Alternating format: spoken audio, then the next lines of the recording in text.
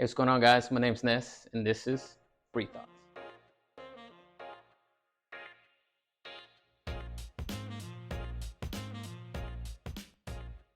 Hey, what's going on, guys? So today I wanted to lightly touch on CBDCs and kind of show you guys the progress that these companies are making with the central banks on launching the digital currencies for the respective countries, and show you how close we really are to this being a reality for us.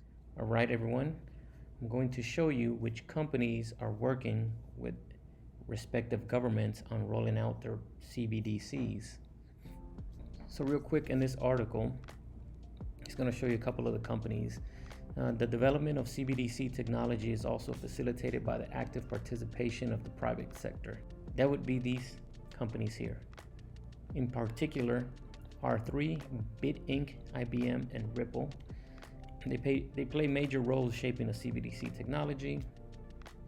And it goes on to tell you an instance of Ripple recently announced its participation in the development of a digital currency for the country of Montenegro, as well as the potential issuance of shares of tokenized real estate assets for retail use of Hong Kong's digital Hong Kong dollar.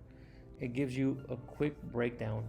Again, this is not all of them, but these are some of the projects and which companies are supporting it, which companies the government decided to use to help them roll out their digital dollar. So that means that they will be using their infrastructure. So for instance, R3 is Corda.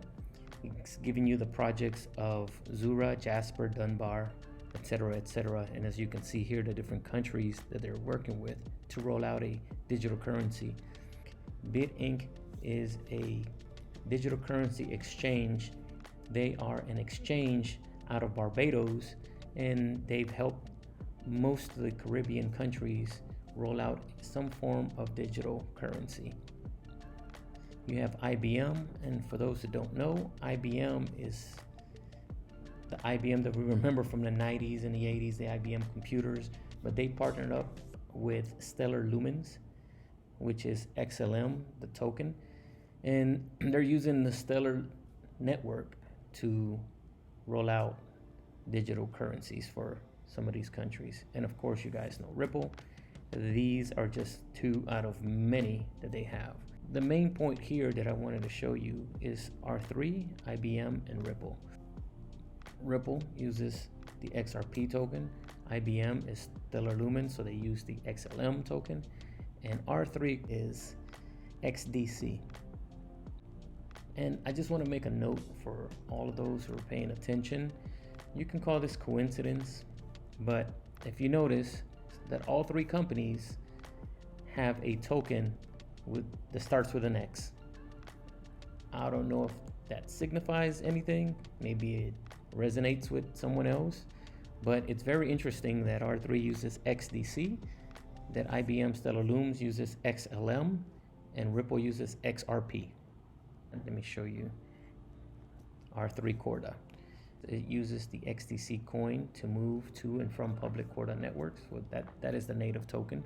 And I want to take you to their website, Corda, one of their websites. The Central Bank of the UAE selects R3 Corda as their technology to assist with their CBDC implementation strategy. So they have partnered up with the United Arab Emirates. So that is R3 Corda using the XDC network. Moving on to Stellar, XLM. For those who don't know, some of you might know a little bit more about crypto than others, but for those who don't know, Stellar was created in 2014 by Jed McCaleb, who was a co-founder of Ripple, by the way. He parted ways with Ripple a long time ago.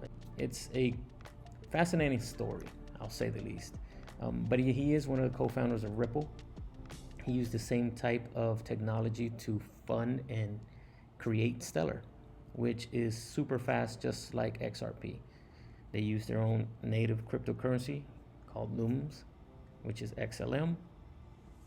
Stellar Network has a built-in decentralized exchange that allows users to trade various assets, including fiat currencies, into cryptos.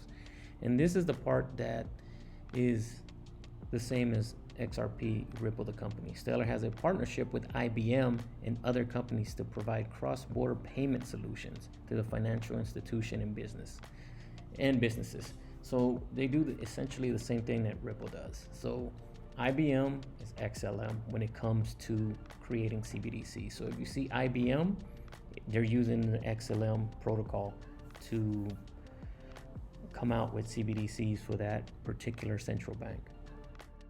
This is IBM's website, and if you scroll down, you can find information regarding their partnership. Untapped potential for a cross-border payments network. This is a cutting-edge network for cross-border payments utilizing the Stellar-powered blockchain network. If you read ahead, you can find some details regarding how that works. It utilizes the Stellar network, which uses lumens as a bridge currency. Lumens are your XLM. I'm not going to go over XRP or Ripple because I know a lot of you guys know what Ripple's involved in, but essentially it does the same thing as these guys. So those are 3 cryptos for those who maybe have heard about them, or maybe you've been called to one of them for some reason. I know a lot of the followers have had dreams and visions, or just signs that it's one cryptocurrencies with an X and everybody goes XRP. So I found it very interesting that all 3 of those start with an X: XLM, XRP, and XDC. These are going to be used, as you can see, they are being used now. And no matter what country goes with which protocol, it's going to be one of those 3. And in my personal opinion, it's going to be all 3. Not every country is going to use the XRP ledger. Not every country is going to use the XLM ledger. And not every country is going to use the XDC ledger. But they all will use one of those. These have a use scenario for them. So for those who've been asking what other cryptos that I've been led to, what other cryptos seem to be a way for us to protect our wealth for what's coming, those 3 would be a good start in my opinion. I definitely own all 3, and it's not financial advice, but I suggest that you guys really look at these things and see where it leads you and see what best suits you and your needs. Well, guys, as you can see, everything's moving right along in the background, behind the scenes.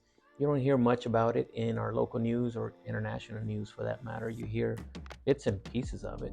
But as you can see, everything's still moving along. And before you know it, it'll be here. There is a lot of conversation around the CBDC topic, of how intrusive it is when it comes to privacy. I know I've spoken about it in the past.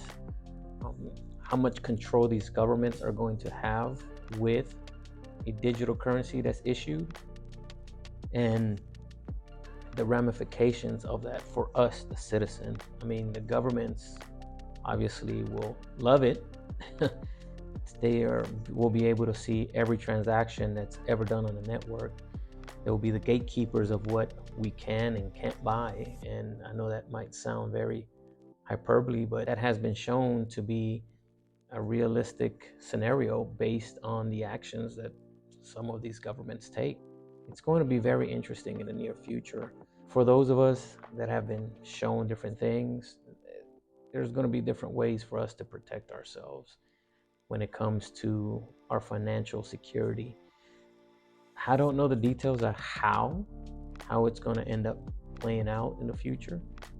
I don't know, but I just know that if I continue doing and taking a path that I've been shown, that I will be okay. And hopefully most of you guys watching will be following the path that you're led on, and you will be okay.